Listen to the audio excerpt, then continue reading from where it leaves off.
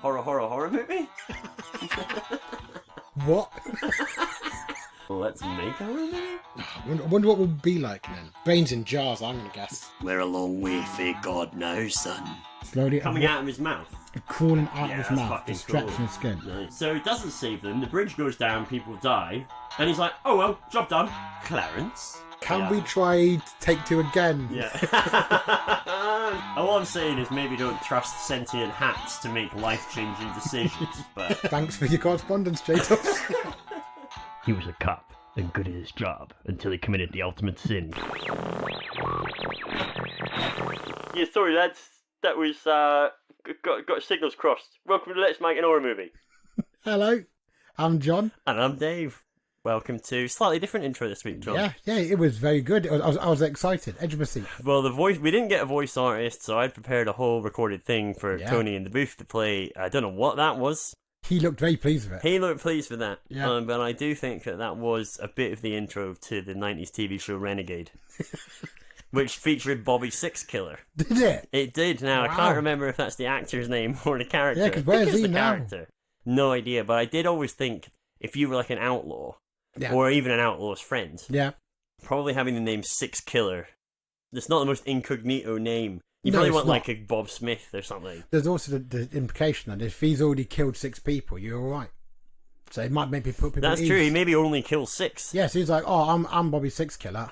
I killed my 6th one last weekend. Oh yeah, you see, We're golden, mate. when people first meet him, they'll be like, "Hey Bobby, how many you killed?" And if he says anything other than 6, you run. You just run. It's well known. And if he says 7, he's a liar. He'd lying through his fucking teeth. Anyway, welcome to Let's Make a Horror Movie podcast. This is the fortnightly horror podcast. Yeah, where we read a pitch. Create our own pitch. Yeah. And then pitch it to the other one. Yeah. And then the other one feeds back. And then we pass it out to the audience. And then the audience feeds back. And then we cover that in the first act of next episode. And together we build something beautiful and monumental. This podcast is in 4 acts. It is. I was about to say 3, but I would be lying. Fucking Bobby again. Bobby Sevenkiller. Yeah. Fucking. Oh, I wonder if that's maybe if he has kids, do they numerically add a value on every time? Like, so. Bobby 7Killer Jr. Yeah. Well, Bobby 7Killer Jr. would be Bobby 8Killer. Yeah, it would. Right, because anyway, I can see why his career never took off. but it is a good system. It's a good system. It's a clean system. It is a very clean system. Because then you would know how many generations of Sixkiller you were talking to. Yeah, it's like Bobby Genocide. Fucking hell. Well, that's a little bit more sort of ambiguous, isn't it? Because Bobby Genocide, you don't know exactly how many he's killed to hit that. Well, I suppose. So what generation of Sixkiller? I suppose because if it's like, oh, he's Bobby like 2 million killer, you'd be like, oh mate, just Bobby Genocide. Save time. Everyone wants to write that out. I believe his full name's Robert Genocide. Oh no, that's his farm. Anyway, the whole podcast isn't all like this. No. But a lot of it is. Let's be honest. The first act is feedback on last week. Yep. Second act is some cultural highlights that John and I have seen, heard, tasted, felt. We cherry pick the best of what we've seen and done, so you don't have to do all of it. Yeah, in the last 2 weeks. Yeah. And sometimes it's really very little. Third act is why you're here. That's the pitch itself. That's the core of the podcast. It's my one this week, and I'm a little bit nervous about it, mainly because your last one, guys, go back and listen to that one, was the best one I think we've ever done on the podcast. Oh, you're very generous. I mean, I think the audience feedback speaks for itself. Well, we haven't had that yet. That's coming up. Oh, in a the bit of a next spoiler. act. Yeah. And the fourth act is like we do a little search for the title, we do a little bit of a post-mortem on the pitch idea, and then there's a bunch of bollocks normally as well. Pretty much everybody talks some shit. Yeah. So there you go. So don't miss out on Act 4. Also, quick note, it's unbelievably hot. Oh my god, is it? So that's going to come across. It's disgusting. Yeah. I'm offended. Yeah. At the earth. I'm offended. Yeah. It's fucking horrible. As a Scotsman, I'm in day 4 of over 35 degree heat, and I'm in a cabin in that heat, which is probably 2 degrees higher again. Yeah. It's fucking horrible. Also, I'm a quite kind of heavy-set old goth. Both of us, we're not in our elements here. Yeah. We want to be in the driving rain or the snow, but yet we've been forced to endure this shit. Yeah. No offence to those sun worshippers out there, no, but a little bit. Take your son. A little bit of that. Take your son and fucking do one with it. You know what? It's their fault because they keep fucking travelling. Yeah, that's true. Yeah, I take it back. It is all your fault. Yeah. Fuck off. Anyway, welcome to the podcast. Yeah. Nailed it. I think that's exactly That's it. the intro. So I guess it's me again, lads. Sorry. Should have organised the guest. Sorry about the renegade thing at the beginning there. Don't know what that's about. Yeah, welcome to Act 1. Thanks, Tony. Yeah, thanks, Tony. Yeah. Doing a good job from the booth. Always good to have somebody there just in case our guest artist doesn't turn up. And yet he's always here. Always. Yeah. The guest that was going to introduce today was Welsh. Yeah, you see, and naturally, it was going to be incredibly well realised Welsh accent. You're going to be hearing the most incredible Welsh accent. Quite a lad. He's such a Rory. No, what's his name? Not Rory. I'm thinking Michael Sheen. Don't tell me we got Michael Sheen. No, you're thinking of Michael, first name, second name Sheen. This was Michael Sheen. Oh, of course. All one word. Michael Sheen Davis. Michael Sheen Davis. Yeah. But that couldn't happen, and so Tony really just too warm for him. We can't cross the threshold of more than 25 degrees. Oh God, famous across Wales. Yeah. All of our Welsh listeners are like bored at this point. Just going, we fucking know about Michael Sheen Davis. And his sensitive internal thermometer. Bloody accurate though. So look, anyway, enough of this dad banter. For anyone that is new, I guess, last episode was a bit of a departure. A departure special. Yeah. It was a departure special because we interviewed Alok Mishra, producer and one half of Malevolent Films LLC, and also Naomi, I'm saying that right? Naomi Grossman of Apartment 1BR. Too late. Too little too late. Oh, we're great friends. We're great friends. Oh, yeah. We all had a great laugh about it. They were lovely, and we had a great time interviewing them in the last episode. The previous episode, though, was the last pitch, and so it's been, was it 3 weeks? I think it's been 3 weeks since the last actual pitch episode, so it's been a while to build up some feedback, so here we go, I guess. Yeah, shoot. Okay, so emails from J-Dubs. Oh, hello, J-Dubs. Our north-of-the-wall Scottish Mothman-educated correspondent, J-Dubs, I should say. And it's entitled Episode 25 and 26, I guess, Oliver Twist and the Pedos. I like that. That's a very good title. Which is a very good alternative title. Hello, great to see a new direction in the last episode. A well-paced chat with a new product line to boot. Let's make a feminine energy drink. Yeah. Yummy, I think, was my initial shout for that. That's a very, very good one. You didn't like it on the record. Pretty sure if you go back and listen to it, it's quite heavily scoffed at before we move on to Goddess. I'm being polite. Yeah, Goddess was much more traditional. Goddess is that's a traditional brand name that you could market. I feel like Yummy, people go, fuck's that? Yeah. Fuck's that? Give me it. Give me it. Give me Yummy. Give me it. Can't be anything but what Give me Yummy in my mouth. Yeah. I want Yummy in my mouth.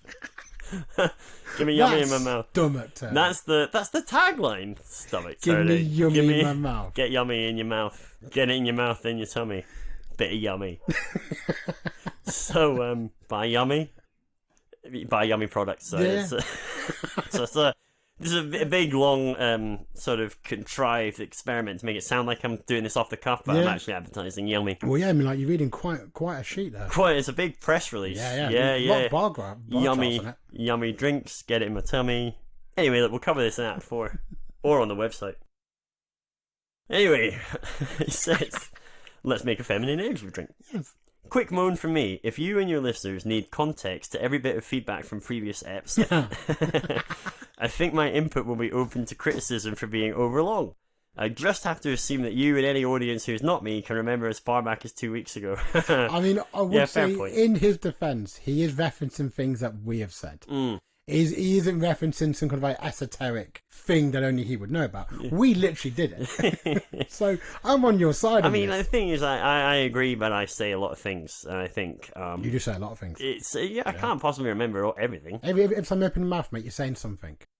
Regarding episode 25's pitch, this is a brilliant time period to set horror.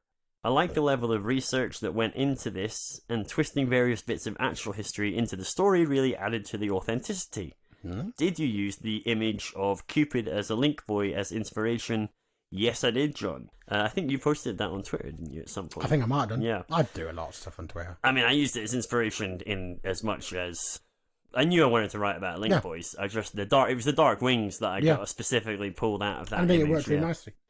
I think you have a solid structure to the character development, and the presence of the moon cursors builds slowly, which is great. Love the payoff where they assist in the final rescue. Have to say there were a couple of minor negatives. Ooh. The almost trapped by a nonce scene felt a bit of a cliche, and also gives the impression that there is a nonce on every street corner. Is that the one where I have a scene where he almost gets pulled into a house? Yeah.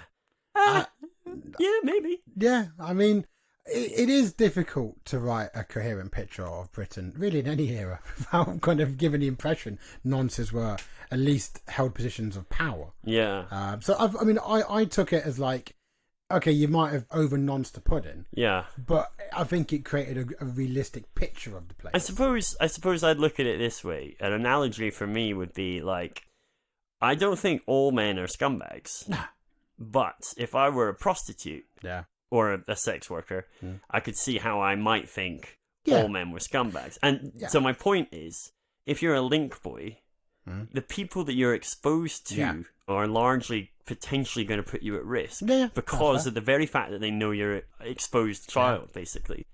Therefore, the chances of you running into nonces and such surely would be incredibly higher than, say, Joe Bloggs.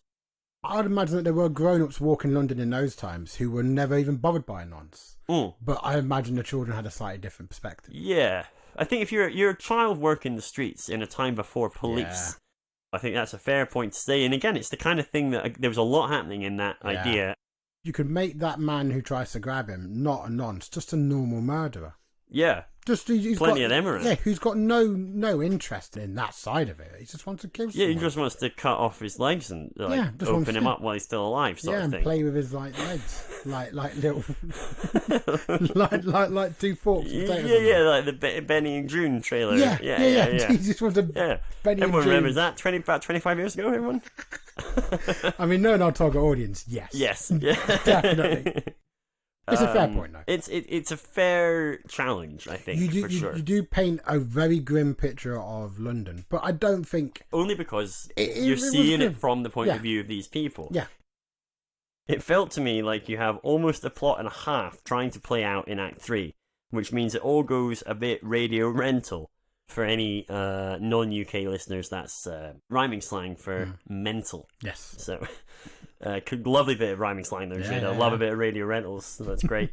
You seem to be torn between the coming of age of Fielding on one hand and an alternative plot of child demons versus nonces on the other. It holds together, but is in danger of being a bit much to stuff into what would need to be 30 mins. I'm not a gore lover, so it all ends up a bit icky, sticky for me. A few well-chosen cutaways would probably make this just as impactful, but not as traumatizing. I like the sense of justice at the end, but I was more interested in the Faustian moment with Fielding in the final act. Yeah, I think that's... I think we discussed this maybe on air or not, but like your high watermark of the testicles and eyes, you'd almost want to pull back everything surrounding it, so that really is the fucking punch for the audience, and then everything else is relatively... cut away or done behind closed doors. Another good title for the movie would be Eyeballs. Yeah. Because you'd be like, oh, it's just a fairly generic name until you saw it, and then you'd be like, what a pun. He says, loved Grandma Exposition. I'd quite like to see her dropped into more pictures. Oh, he must mean the bit where I was doing. She gives a real info dump. Yeah, that's right. Yeah, you could use her in Keep Grandma Off the Beans. He recommends, which I think. J-Dubs, John is already going to picture us today, so we're a little late on the old... I'll see if I can try and work her in somehow. Work her in just on the fly. I've already got one grandma. Could I have two? I presume this pitch is a revenge piece where an old woman wreaks havoc on the cannibal Highland gang featured in episode 4, Knuckle Abbey's Island Holiday. I think he means Keep Grandma Off the Beans. Yeah, I mean, it might be better if it was.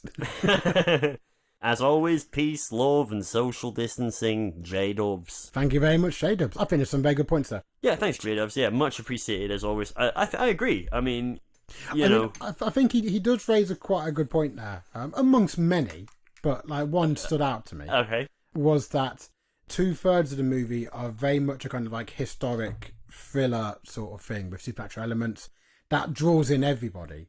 And then the last act was just for us. I think that's fair, and I would point to 2 things. Yeah, point away. Thing 1 is the amateur nature of this. Once again, Dave hides behind this. And the second thing would be that, and perhaps this is obvious to loads of people, but if you don't care about the people, then the horror doesn't work. Yeah, and so, which is obvious, but it's nonetheless an important point. But that's exactly the kind of feedback we always look for from listeners. So thanks again, J-Dubs. My feedback actually does touch upon a similar point, actually. Well, 3DK and Link Boy. So I'm 3DK, and you're now Link Boy. Oh, nice, cool. You guys don't do PG-13, do you? Blood and flesh and testicles everywhere. This is from Michael, by the way. Hey, yeah, Michael, if they hadn't been putting their testicles in dodgy places to begin with, it would have been a PG-13. Then they probably wouldn't have had them in their eyes. So that's all I'm saying.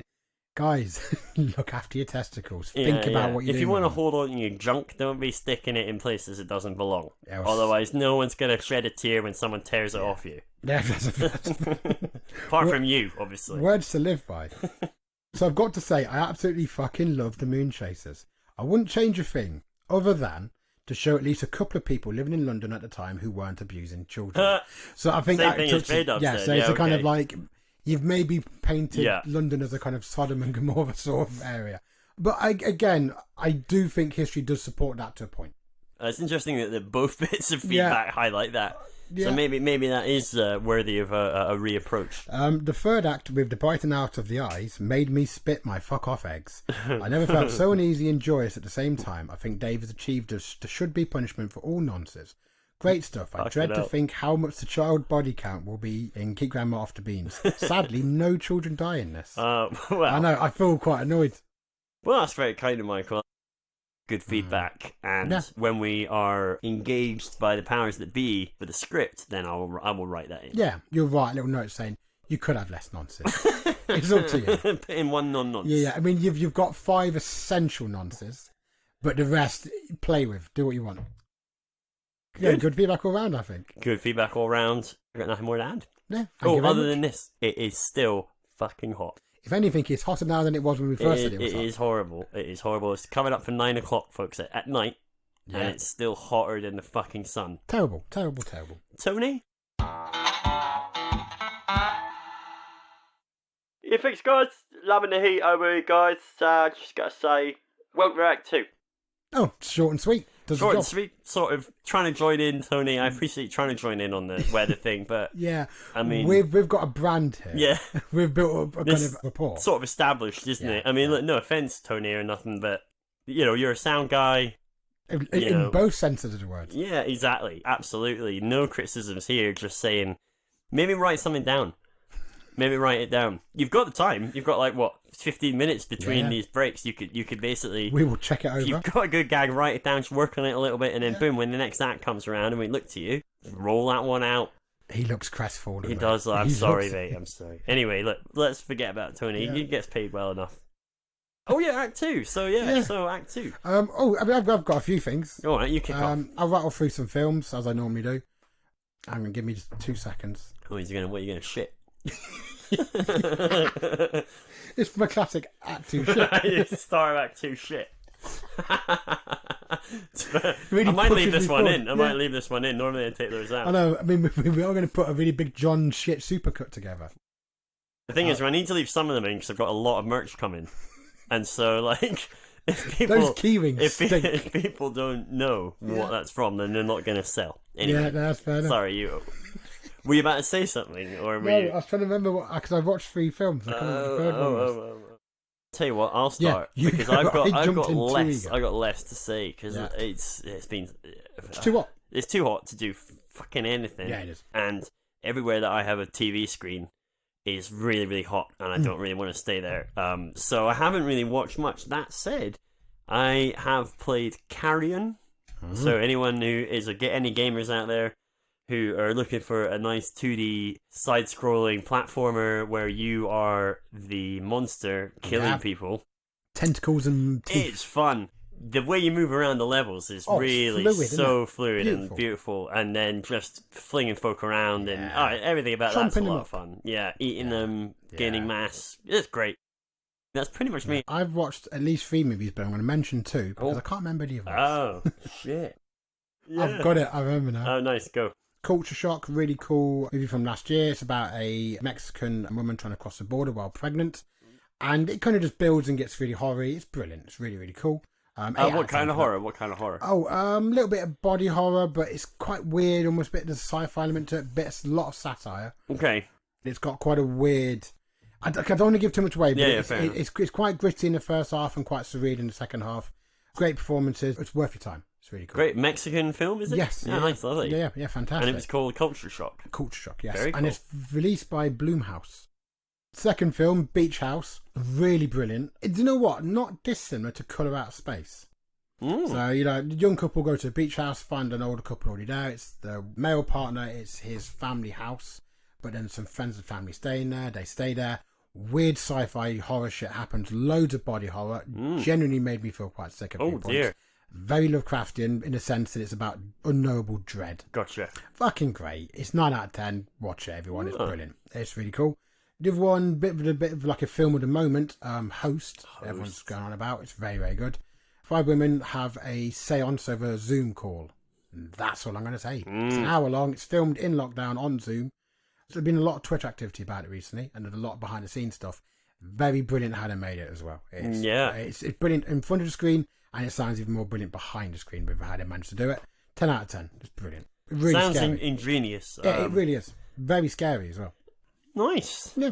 Oh, another quick thing. Quick thing us away. Read a few books.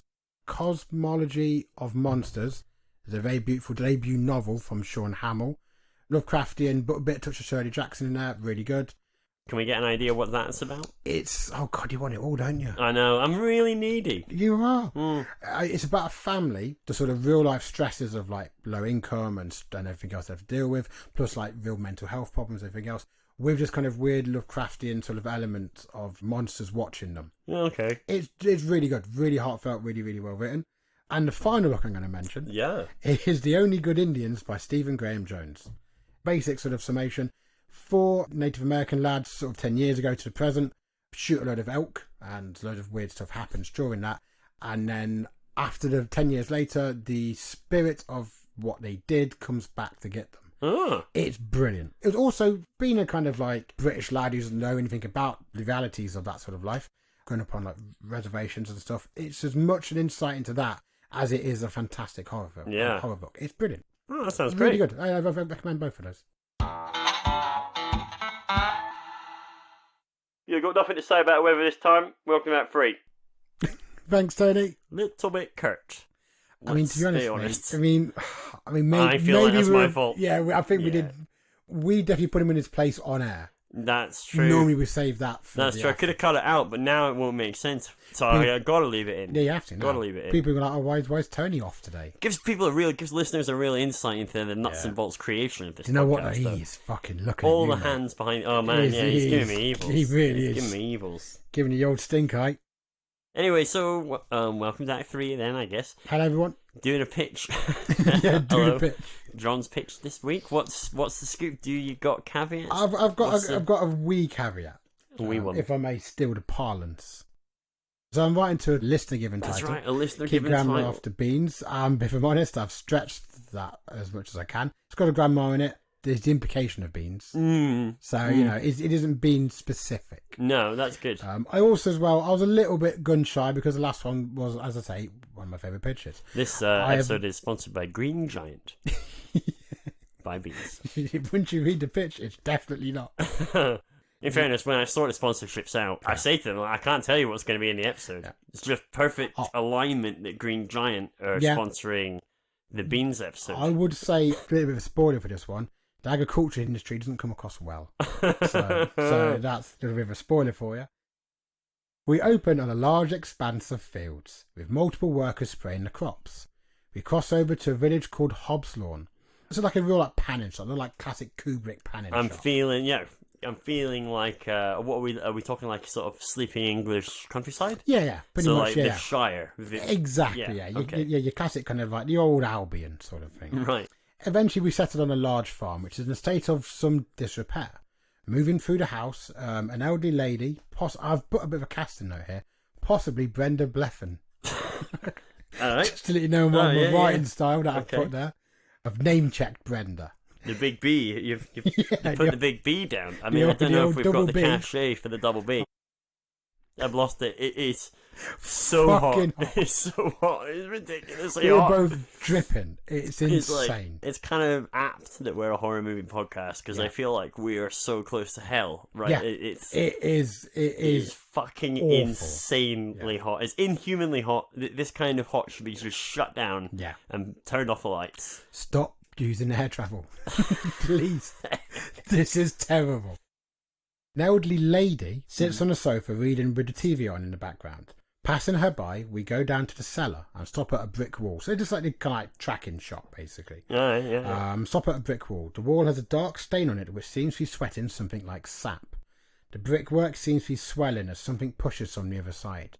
We witness the slow and sticky birth of a small stick-thin creature with small antlers and matted black fur. It falls to the dusty floor wheezing. The old woman above pauses on her reading at the noise as it just like lands on the sort of on the stone floor. She's like, hang on a minute. Something's up. Yeah. That doesn't normally happen. Yeah. Classic old woman sort of response. Got it. The old woman above pauses reading at the noise. She makes her way to the cellar, passing a very old dog. She'd be like, is that you, Charlie? Or something, that kind of fixing her glasses. Mama, hello? Exactly. Yeah. I think I heard something. I mean, I would say maybe a scooch less crone. Yeah. But essentially, you've got it. Yeah, I got it. There's another character. I'm gonna remind me, next episode we'll get a grandma in to do the introductions. Do. Yeah. Oh, I love a granny. Makes her way to the cellar, passing a very old dog. Now, I'm annoyed at myself here. I meant to go back at some point and think, what's a good dog name? I haven't put a dog's name, and a dog comes up a few times. Keith. So it passes a very old dog, Keith. Which barely moves as she passes, because it's a sleepy Keith. She attempts to call the dog to heel, but mutters swear words at it as it fails to rouse. So, it's an old dog. Yeah. It might be deaf. It might be deaf. Yeah, that happens. It does happen. Just adding a bit of credence to the story. Yeah. Yeah, deaf dogs are real people. Deaf Keith. Yes, not just in stories. There's the name. Deaf Keith. Deaf Keith. As she carefully enters the cellar, she sees a stained wall, golden sap already beginning to dry on the bricks. There's clear evidence that something has crawled along the ground to a high window as the trail is still sticky. So it's like a window, just like one of those windows where it's like a slug trail. Like a slug trail, exactly, yeah. And the window's sort of been forced open and it just trails out. The elderly woman looks confused out of the high window, so we cut back and we see her peering out the window. The trail over her garden. We cut to a young man called Tom. 2 characters now. So already doing well. Yeah. Working as an estate agent in the nearby village of Hobbslawn.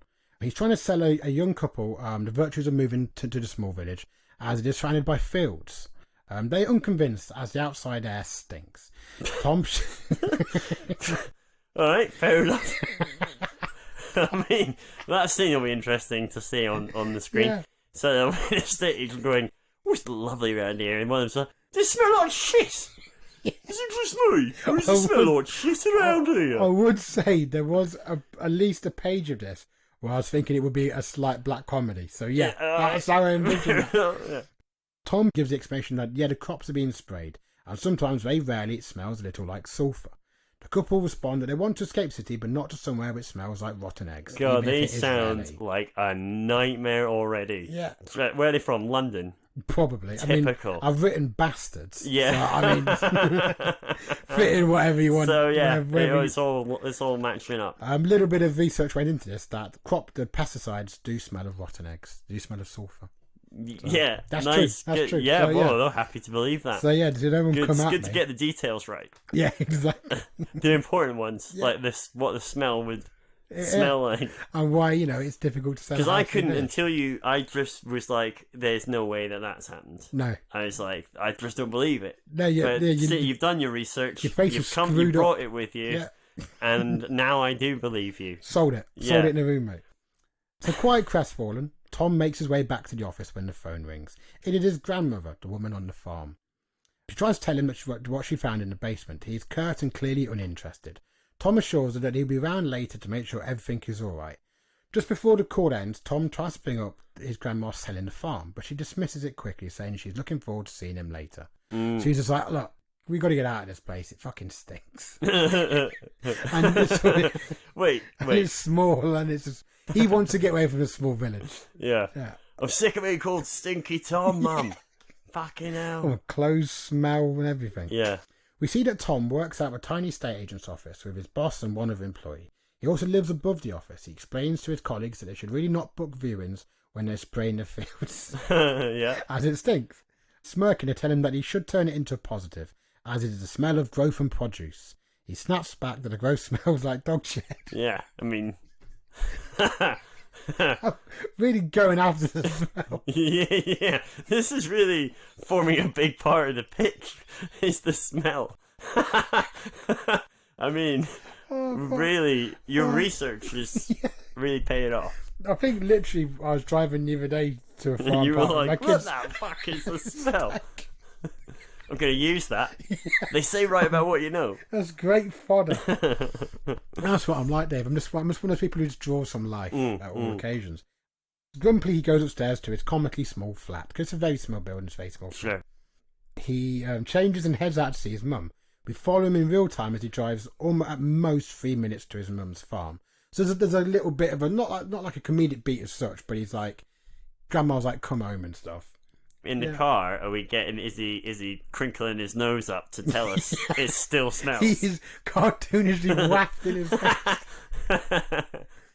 Follow him in real time as he drives at most 3 minutes to his grandma's farm. Tom and his grandma, Diane, we find out, investigate the basement and follow the trail through to her vegetable garden and out to the vast fields beyond. As they chat about Tom's desire to get away and get him and his grandma away from the country, because it stinks. I mean, why was that? Why was that okay for however long, for like her whole life? And he's like, that's it. It's got too much now. We're getting you out of here. Yeah, he's got a real sensitive nose. For all that he knows, the smell's what's keeping her alive. Yeah. I know, because it's a very small place. He wants you to bright lights of the city. No, he wants to get her out of there. Yeah. Presumably, what, to put her in like social housing or like a home situation, assisted living. I mean, maybe he wants to see a bit more. I mean, because he needs his grandma to sell a farm to do that. Yeah, because he's got very little money himself. Right. Okay. Fair enough. I had to ask. Yeah, no, fair enough. All right. As they chat, he's not selling. The reason he's not got a lot of money is he's not selling a lot of houses because he's showing them all on smell days. Because it stinks.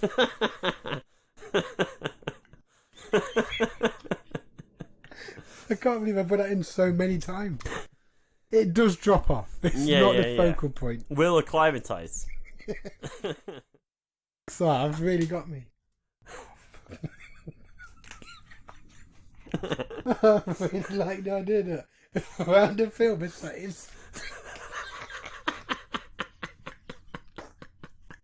I tell you what's good is to sort of make a whole film around a sense of smell. And you just have to convey it with people going, if you can smell, honestly, it's horrible. They can't eat or anything. Yeah. Right, Tom asked Diane to come into the village for a meal together tonight because there's like one restaurant. Yeah, and in the restaurant there's a bucket by the tables because of the smell. So they'll be sick, sick. It just serves off fish.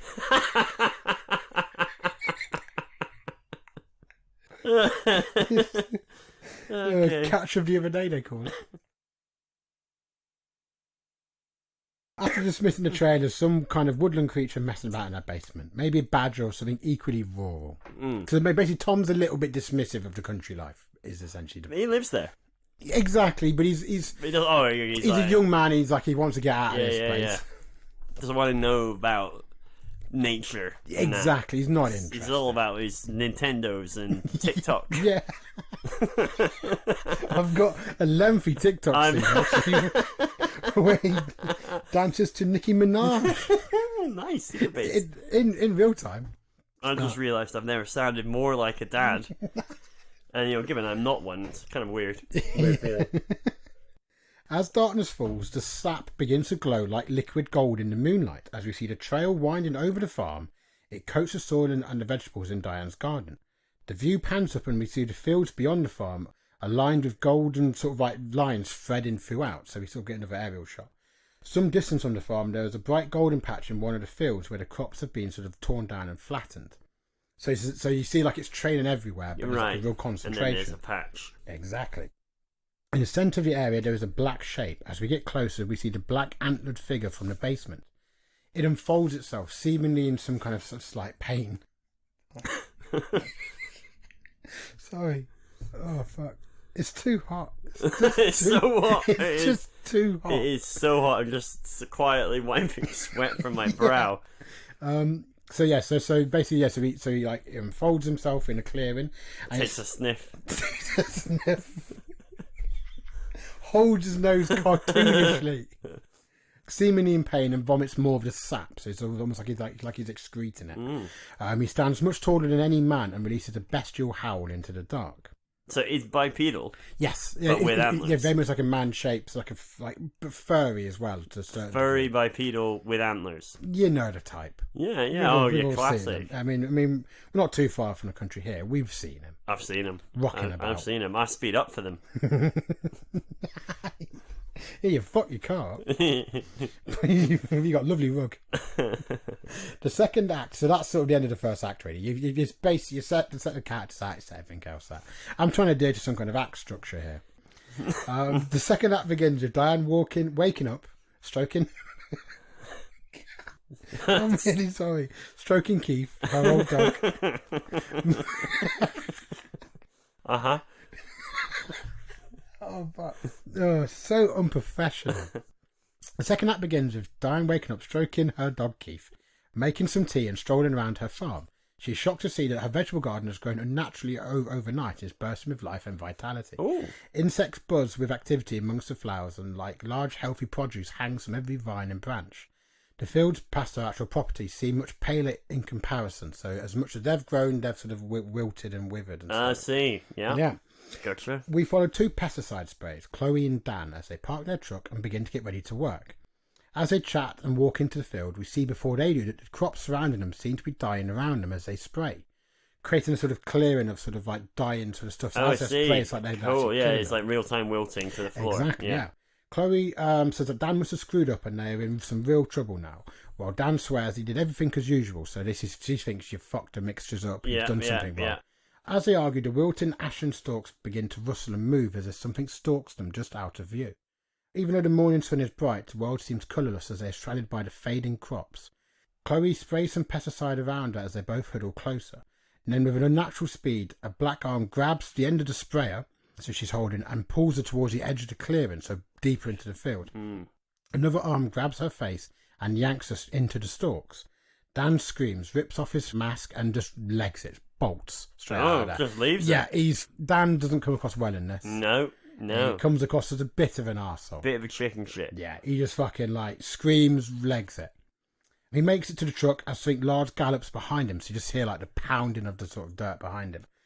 He fumbles with keys as something slams into the rear of the truck. He drops the keys as it slams again and again. So he's in the truck at this point and it's just slamming the back of it. Eventually he manages to drive the ruined broken truck down a dirt path towards the road. As he hears a roar behind him, Dan keeps saying Chloe's name as he drives away in pure panic. So he's like, I'm sorry, Chloe. You know what I mean? He's just fucking... He's legged it and he's just like... And he feels very guilty. Tom is woken by a text from his grandma. It is a selfie of Diane sitting proudly by her overflowing garden. He looks at it unimpressed as he types that it is amazing and she should be proud of it. Listeners, if you're still with us at this point, I just want to apologise on behalf of John and I. It is unprecedentedly hot. It's a touch close. We've never done a record in such conditions before. We haven't. The fact that we're managing this far, I think, is a testament to our professionalism. I completely agree. We've been tested as best performers and rising to the challenge. He comes down to work as his boss cheerfully says good morning as he opens up the estate agents. They are interrupted by a sharp, sort of clanging sound as a ruined truck barrels into view, tearing through the village.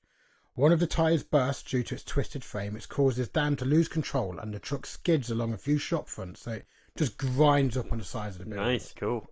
before coming to rest in a mess of smoke and debris. So just fucking cleaves front of like yawnings off and everything else.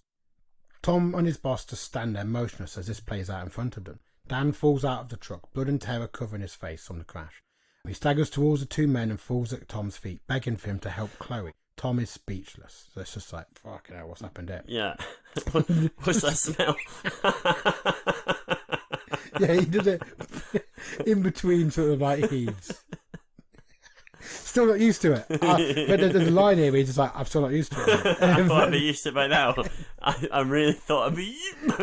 I was born here. Yeah. Anyway, sorry, you're right, that's the last smell interruption. We cut to a shaking Chloe deep in the middle of a field, so she's now in the clearing that we saw before. She's not fully still dead. alive though, so, you know, Don't count your chickens. She's whimpering and clearly very, very frightened by something that stands in front of her. A voice rasps with a kind of animalistic snarl that she needs to eat her sin. They all need to eat their sin, and only then shall they be absolved. A pile of now rotting crops is dumped in front of her and doused with the foul-smelling pesticide. Ooh.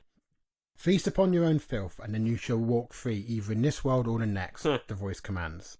Chloe pleads to the unseen figure, but receives no answer. It's like a grunt of like, just get on with it, basically. Eventually, she begins to pick through the pile in front of her, for the least sort of like disgusting looking morsel to start with. With two hands, she raised a black stained corn stalk to her lips, and then we cut away. A shaken Tom watches as Dan is taken away by an ambulance, so we cut back to the village now. He's already given his statement to the police and is being told to forget work today as the road is closed anyway, so no one can really get in now. So like no one's coming in. Small village. Exactly, it's a mad thing. Yeah. He walks to his car, calling to his grandma to tell her that he'll be there, to tell her what happened, and he's going to go around there right now. Multiple teams of pesticide sprayers and their employers have come down and now speak in concerned groups about what Dan has told them about dying crops and Chloe being attacked. A senior-looking businessman called Mr. Cliveson, so a little bit of a... Cliveson? Yeah. Brilliant. I've researched the name, it's a real name. Son of Clive. Yeah. He told the police that clearly some kind of like terrorist or like eco-terrorist sort of thing is damaging their property and is now taking one of his employees captive. Another sprayer mentions that Dan said that he was chased by some huge monster. Mr. Cliveson responds it's probably some dreadlocked hippie and his mates trying to scare Dan away. He suggests that Chloe might even be in on it, and this is all a ruse to destroy their products. Behind him, we see Tom driving carefully through the roadblock street. So the police sort of like usher him out. So he lives there, his car's just there. So like, look, you can drive off. Right, okay. And up the road to Diane's farm. We follow Tom, so we cut from their conversation, and now we follow Tom driving up the road. We follow Tom as he reaches Diane's farm. She gives him a warm hug as he's shaken from the events of the high street. She excitedly shows him what she's picked from her garden. The dining table is full of rich fruit and vegetables. She mentioned that she's barely even started clearing it away yet, so she's already got a massive bounty, and there's still so much there. She doesn't know what she's done differently this year, but she's thankful for it nevertheless. She mentions she might even try and sell some of it, as there is so much. Tom, despite his disinterest, is taken aback by the sheer scale of what she's managed to sort of get from the garden. Also, be like, wait, was it like this yesterday? Best not to ask questions, Tom. Exactly. Yeah. Don't ask questions. See the young man. Actually, I've written here, she ages before his eyes. So your reads really? do it. Oh. It's just, your line reads gave that impression. Outside, we see a number of trucks and police cars speed past the farmers and make their way back to the field where Chloe was taken. As the wind picks up, we see grey flakes rise in the air from the dying fields surrounding Hobbslawn. Over lunch, Tom begins to say again that he wants to move away from the country. He doesn't want to leave his grandma behind, so far away from him. So it's like, look, we should move together. We're all we've got. She responds that he grew up on this farm after his parents passed, and their family have put down roots in this village so long ago she would never leave. So basically, this is where they've always been, and everything else. Also, a little bit of exposition as to their relationship, that obviously that they're only two people left in their family. Gotcha. Don't really know why. You could maybe put a bit of a line in there, but I don't think you need it. Just the way it is. Yeah, grandson and grandma relationship. Yeah. Suicide pact. Parents blew each other's heads off with hunting shotguns. Yeah. I mean, they're country folk. Yeah, that's and they got really depressed about that and just went, enough. One bad harvest, mate, all it takes. So they reach a tense stalemate as they eat. In the corner, the dog whines slightly as he looks at them both. So they're just eating all this sort of produce, and the dog just looks worried. Yeah, you don't want to be eating that. With the police cars in front, the convoy, which you saw earlier, turns into the field. A couple of dozen people climb out of the vehicles and survey the now dead crops. Ash-like dust floats all around them as they begin their search for Chloe. Mr. Cliveson looks in horror at the destruction all around him and cannot believe that some eco-terrorists managed to do so much costly damage so quickly. So it's just like fucking dead crops now, spreading out like a blight. It's a blight on the land, essentially. Right to a point. We'll see. We'll get there. Back with Tom and Diane. Tom agrees to sleep in his old room as the village is still probably being cleared and he is tired because he's had a stressful day at this point. So he decides, I'm just going to have it lie down because he can't go back home at this point. It's still tense. It's only 3 minutes away. Exactly. You could walk it. He could walk but he's so goddamn tired. He's just like, look, I'm full. I'm tired. It smells all right in here. I'm just going to stay. Oh, yeah. I mean, the farm is completely sealed. It still turns to the farm as Diane goes back out to the garden to harvest some more. As she enters the garden, the plants slowly and slightly bend towards her as she moves amongst them. Ooh. She takes a bite of a blackberry, letting the dark juice run down her chin. She takes some beans and some apples, desperate to sample everything. Beans. Yeah, a little bit of a wink to the audience there. Yeah. Green giant. Thanks, Tony. So he's playing them in from the booth, It's not me. Of course not. You're hosting. I know. Desperate to sample everything, so she's just basically just gorging herself now and all this process. Right, yeah. You kind of get the impression that she's not entirely in full control of her faculties now. Yeah, gotcha. Because it's a bit of a weird behavioural change. She's got a real hunger on for natural produce. Exactly, she's all over it, mate. She's gone fully vegan. She's gone on a raw diet. She has. Yeah, vegan diet. Eventually, she's gorging herself as the plants and vine all move around her. We see the dog pacing back and forth by the back door, a low whine in its throat, but it is scared to come any closer to Diane or the garden. So we cut back to Mr. Cliveson. Eventually, Cliveson with the police and the workers discover Chloe's body. She's lying in the clearing in a fetal position with her mouth stained with blood and bile. So Adda sort of in the front of her is all this horrible stuff she's been trying to make to eat. Yeah. So she's obviously just eating all this poison, essentially, because all the pesticides cover all this shit. That's grim. It is pretty grim, isn't it? The police immediately call it in as Cliveson orders his workers to step away from the crime scene. He then begins to shout at the police officers to demand... We think she's been having a picnic. Yeah, exactly. I mean, a minute ago he was like, oh, she's fucking in on it, isn't she? Yeah, Chloe. yeah. Can't trust as far as you could throw her. And now he's looking a little bit like, shit. Yeah. Chloe's died on his watch. She's clearly been having a picnic and it's gone wrong. Yeah. Well, there's many picnic mishaps. Yeah, well... She's done herself a mischief. Police immediately call it in as Cliveson orders his workers to step away from the crime scene. He then begins to shout at the police officers to demand what they're going to do, as the surrounding crops have been ruined and now one of his employees has been murdered. The wind picks up around them, causing a swirl of dying vegetation. A wild howl is heard by the assembled group, making the police officers try in vain to order Cliveson and his entire workforce to retreat back to the trucks. They're like, this is a police matter now. Yeah. Get the fuck. This is not, I don't care about your produce or whatever. Get the fuck out of here. Cliveson actually ignores Now, is it them. Cliveson's produce, or is he just the contractor that's spraying the produce, and therefore he's responsible for it? I had imagined him as some kind of site manager of this thing. So it's obviously like a larger company, and he's managing all aspects of it. Sure. So okay. that's why it's come down. So it's essentially industrial farming. Exactly that. Cliveson's. Yeah, exactly. Cliveson's produce. Yeah. Cliveson ignores them and heads off into towards the actual tree line where they heard the howl coming from, with his scared workers following them. And the police radio this in and run to catch up to them. So Cliveson's like, you fucking follow me and sort this shit out. The police are going, no, you can't. The workers obviously don't want to, but he's like, you want to get paid. You'd have thought, the situation that Chloe's body is in, with maybe giving pause for thought on that.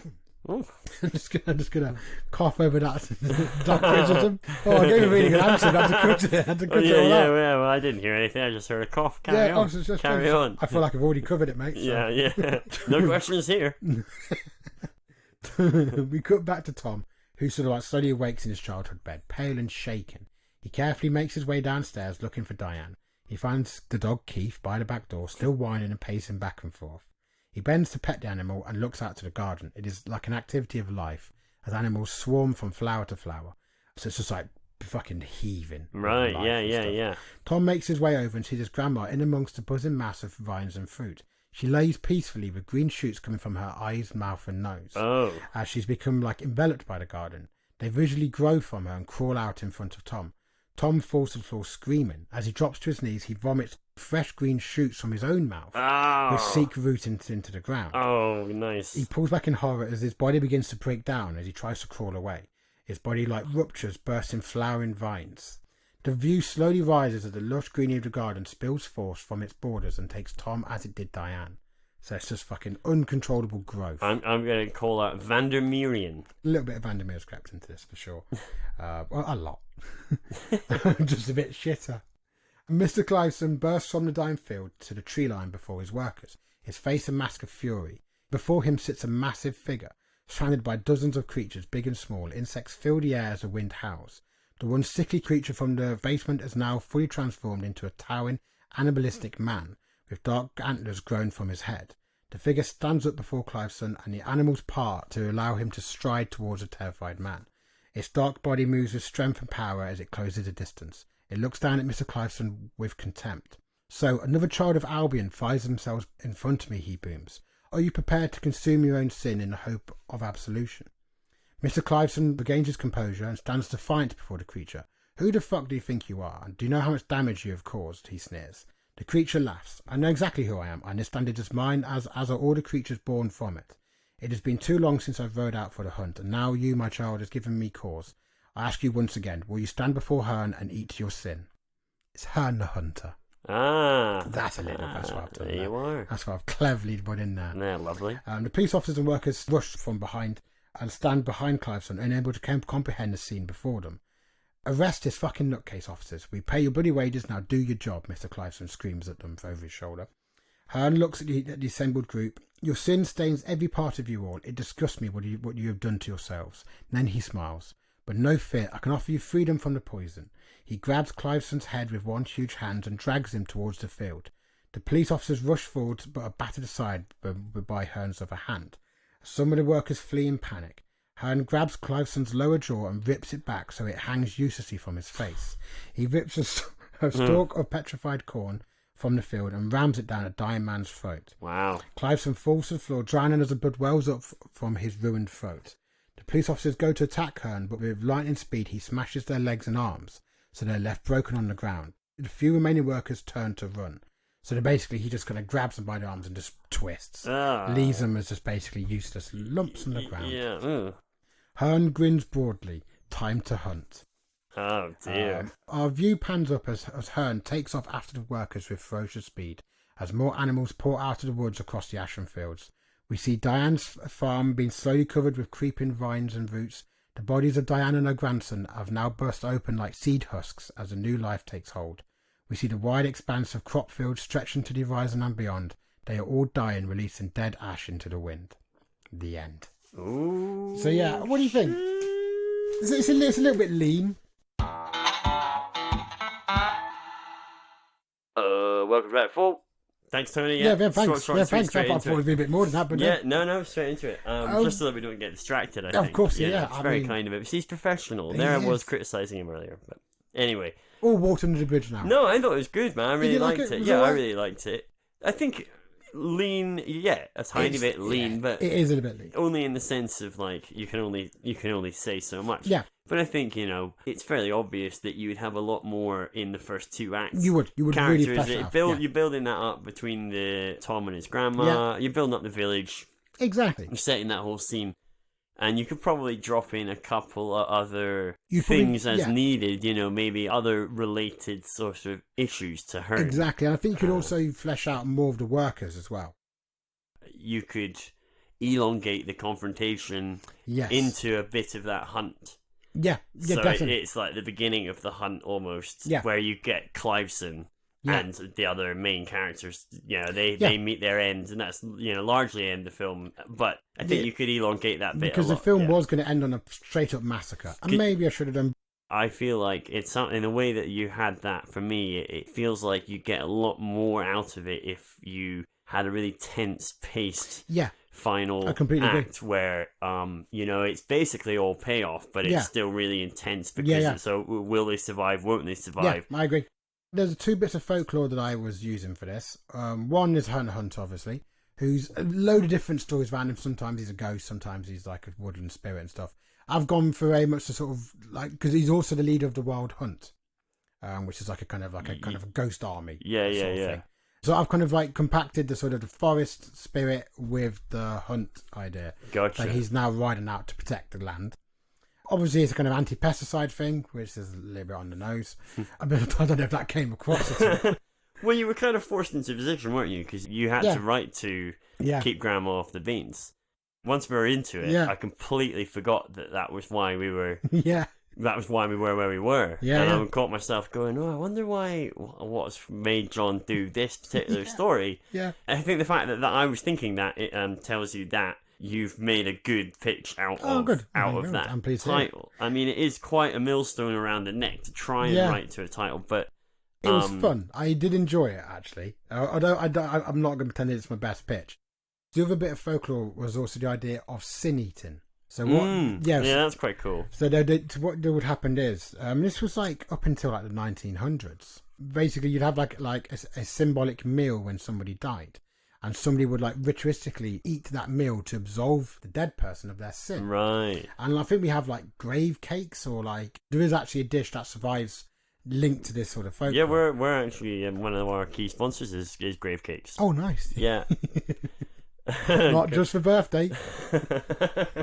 Well, they've got a new product out, which is Anytime Grave Cakes. So, but they just call them cakes, aren't they? No.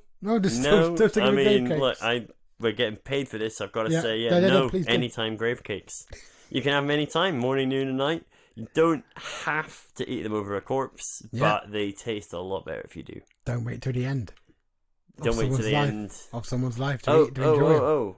Or, well, no, they taste better after the end of someone's life. So but not the person that's eating them. So you should... eat them. I don't know where we've got the life element confusing matters from. So, do they want us to eat their grave cakes morning, noon and night? No. Or still only when someone dies? Both. Okay. So it's like you can anytime grave cakes. So normal grave cakes, we all know normal grave cakes. Yeah, of course. But our one, anytime grave cakes. It's the concept of grave cakes, but anytime. I read the same email you did, and I really didn't. I wasn't sure of it. Yeah, it's ambiguous. I thought they were just saying our grave cakes are no longer just to be eaten over the dead, but you're saying they're saying eat them over the dead, but it doesn't matter when. Yeah, or who. So how they died, or what. Yes, or what. So you can have any time. You find a dead pigeon, have an anytime grave cake. Get one out of your satchel.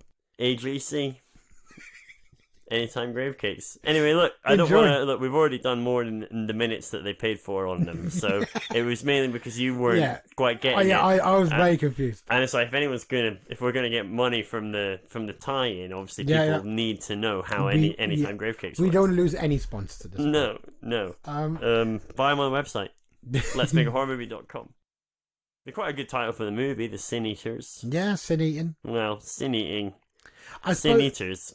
I suppose the thing else on this... Sin Eaters sounds like the 80s pop star Sin Eater. Yeah, it does. It sounds almost maybe she's a fucking Sin Eater. Yeah, I was going to say she's the grandma, but okay. Alright, yeah, either or. Yeah, she bit of both, whatever. She's just hiding in plain sight. She could do a clumps, play her and the grandma. It's like there's a pop star called, like, Defeater. And you're like, Death Eater? Yeah. And they'd be like, no, it's Death Eater. And you'd be like, is it though? Or are you just hiding in plain sight like Sin Eater? Yeah. Sin Eater. Anyway, look, it's a factual show. We just uncover the truth. We're like Scooby Gang, and we're just two of us, and we're pulling off masks. And we're older than all of them. It's combined.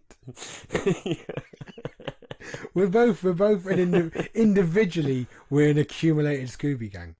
Do you know, over the years, there have been hundreds of Scooby-Doos. Because dogs die. Yeah. So... They've eaten an awful lot of grave cakes over them as well. Just saying, I don't like to break the illusion. But it's, again, a factual show. I remember reading millions of Scoobies. They only actually buried the first 5. The rest of them just burnt. Yeah, well, they ate a lot of them on set. Voracious dog eaters. Yeah. Fed's a vegetarian. Yeah. But he had to eat the first one because it was like they did it as like a thing. Yes, it was like a real serious thing that they all ate it. So they were all sort of all culpable. Yeah, you know. But after that, you're right. Yeah, he went back to his vegetarianism. Velma eating the dead dog. Yeah, it's Velma. Yeah. Yeah. Well, now you've said the whole sentence. It's definitely Velma. To put into context that we would understand. Yeah. And can you say that in a sentence, please? There were hundreds of Scooby-Doos. Thelma ate them. Velma. Fuck. Oh, it's warm, isn't it? It's warm. Close. It is close. Everybody out there, it's a warm one. We're both bonkers. So this one, do give us your input, your ideas, your titles, your feedback. It was read under unprecedented conditions. Yep. And I feel that took a toll on the telling. And the listening. Because I was more apt to interrupt with silly interruptions. Yeah. I'm annoyed now that if you might have read Moon Curses today, and it'd been like, it's daft, isn't it? Yeah, what nonsense. It doesn't even barely works. Fucking anyone can write that shit. What, balls in eyes? But now it's fallen to me to look silly. Yeah, because it's the hot episode. Yeah. No, well, my brain did shut down. Blighted people? No, that sounds a bit shit. Well, you could call it Herd and the Hunter. The Herd and the Hunter's quite good. Because it is a good name, isn't it? It is a good name. Not many Herns these days. No. He's giving him a lot of Herns. Yeah. Rare now. Couldn't move for Herns in the 80s now. Gone in it. Yeah, you couldn't swing a dead spadge without hitting a Hern.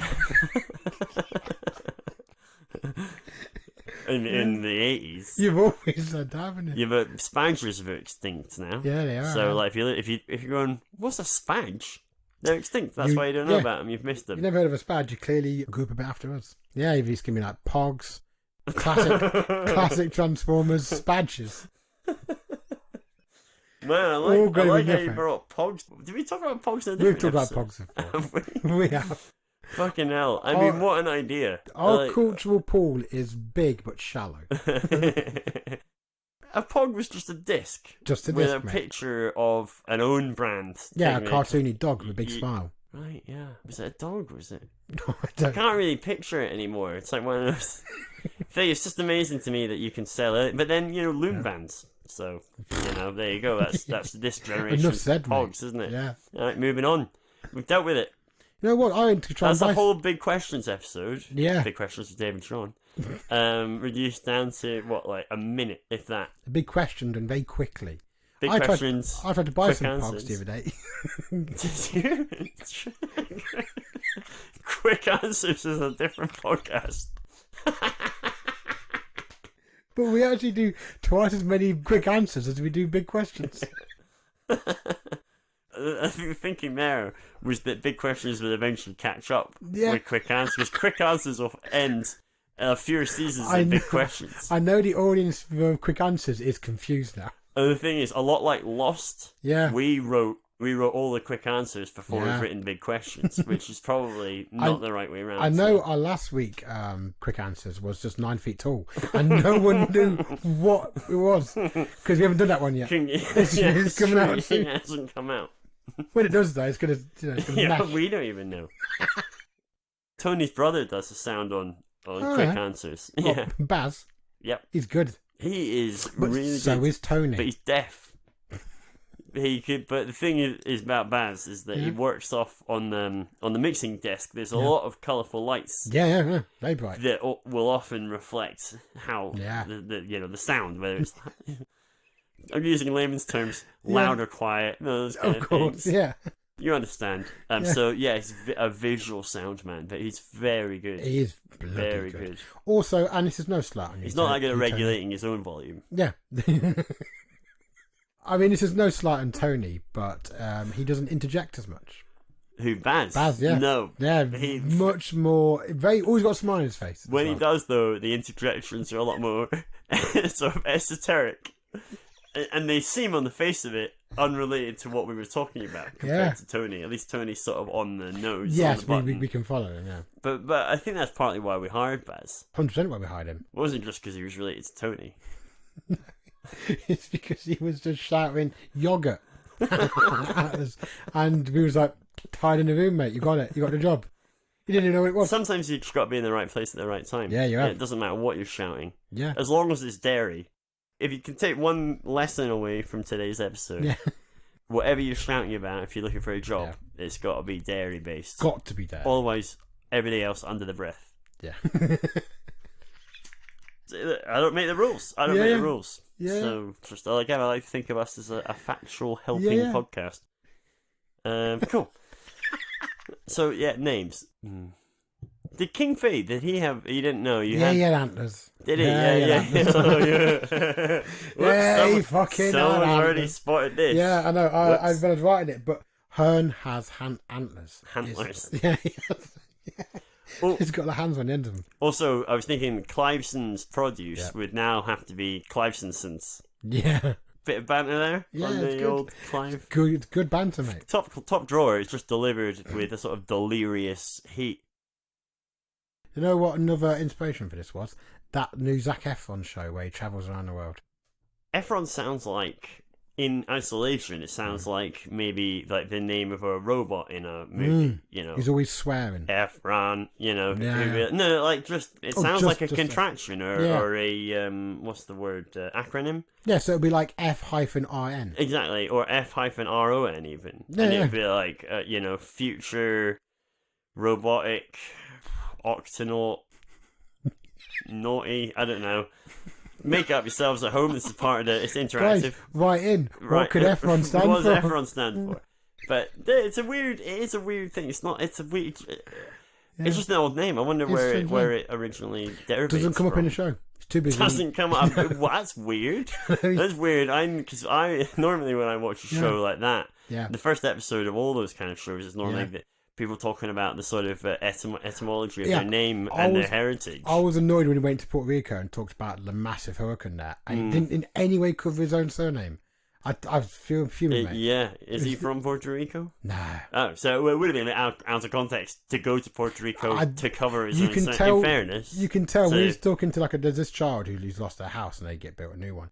You can tell the whole interview the kid's thinking Efron. What's that about? Yeah, futuristic robotic octonaut. Naughty? The kid's looking at camera like with a shrug. Is it naughty? It can't be naughty. Noculus. I mean, make something up. It's a future. Yeah. And he's the prototype, clearly. Yeah. He's good, don't he? They've just dropped. I mean, even Zac. Is it just ZAC? Yeah. Yeah. Which again could be like an acronym on a futuristic robot. Yeah. Service droid. Yeah. Like not like an android, not like David. Well, I don't know. He's a good. He's when they're that realistic, you give him a proper name, like David, right? But he's a Zac or an Efron. Have you seen him on a stage, mate? He can move. What, playing like Lear or something? Hamlet. No, dancing and shit. He's a good dancer, isn't he? Brilliant. Well, that's good. He's monetized that very well. Well, my point is that I can't imagine. Can I say it's not something that I give two shits about? Is that? I mean, I don't want to be dismissive. What would Zac stand for if it was on a service robot? Zoetrope. Ooh. Zoroastrian. You were probably going to say Ziva, didn't you? No. Zoetrope, analytical. I was thinking Clam. I don't know why. Clam, okay. Yeah. No, it wouldn't be Clam. You wouldn't have a robot called Clam. You probably wouldn't have a... I don't know why Clam would be in the name unless it was made of clams. Or unless it had a function that was similar to a clam. Or unless Clam itself was actually stood for something else. So it was like Zoetrope, Clam was an Clam, acronym. and then Clam's like clever little animatronic man. Yes. Mate. Fucking, I've smashed that. You're Philip K. Dicking the shit out of this. I'd prefer the term You're giving Dickin. that Zac Efron banner the Philip K. Deep Dickin it needed. Yeah. Philip There's some smut mixed with middle brow humour. We're all over the shop in this podcast. Yeah, we really are. To get the smut, you've got to know a bit about literature, don't you? And how the body works.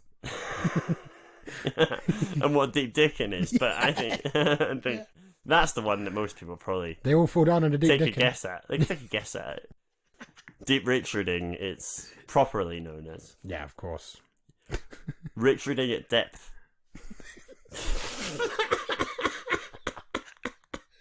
Right. Okay, so we need to wrap this up. Maybe Hearn the Hunter. More of the movie would have to be about him. Yes. But that's easily doable. You could always put more Hearn in. Hern Hunter then? It's better than keep grandma off the beans. Yeah. Didn't do anything based around flatulence, which I feel I'm quite pleased about. Congratulations, John. I haven't killed anyone today. Yeah. So, yeah, no. We're both achieving our goals. Exactly. Hobbslawn? Hobbslawn. How are you spelling it? That's quite a nice name. Hobbslawn. Okay. Is it based on a real place? Nah, made up, mate. Pulled it out of the air. Out of the old magical place where inspiration lives. Yeah. It's free as well. It's yeah. Free. Oh, God, yeah. Help yourself, guys. All right. Hobbslawn. I quite like that. Yeah. I quite like Because it's sort of... It's like Midsummer or something. Yeah, and it's it's a bit raw, like, isn't it? what's that all about? Oh, Hobbslawn. Oh, Hobbslawn. Sounds curious. And there's no grass in it at all. But it's like, so what is Hobbslawn? Has it got a lawn? Yeah. Has it got hobs?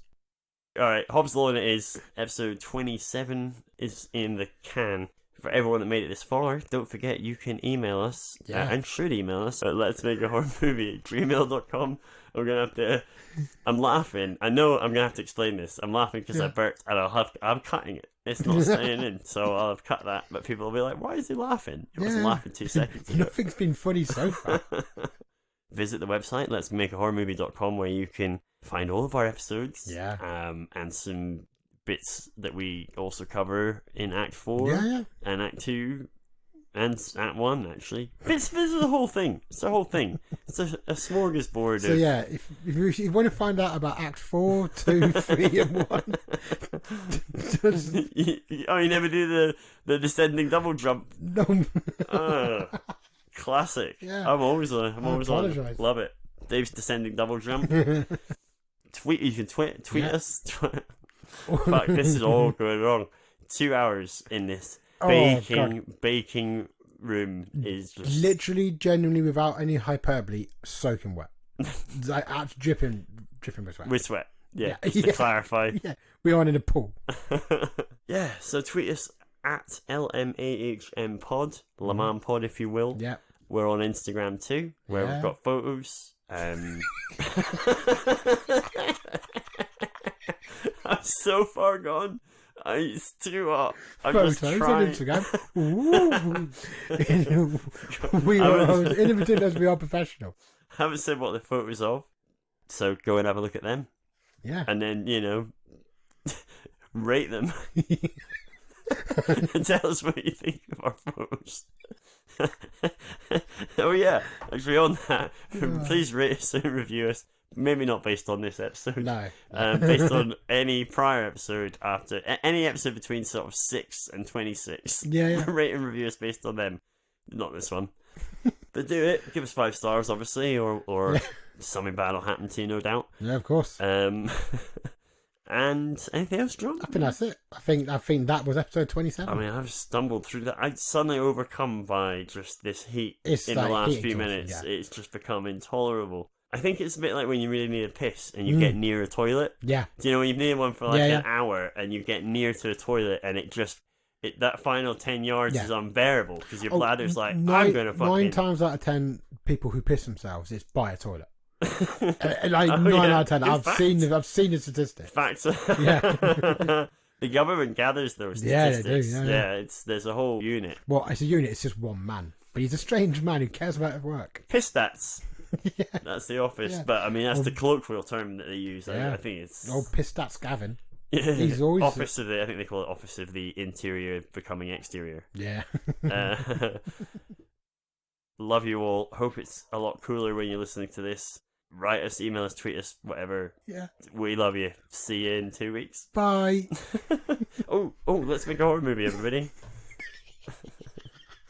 That's how it should be said. Let's make a horror movie.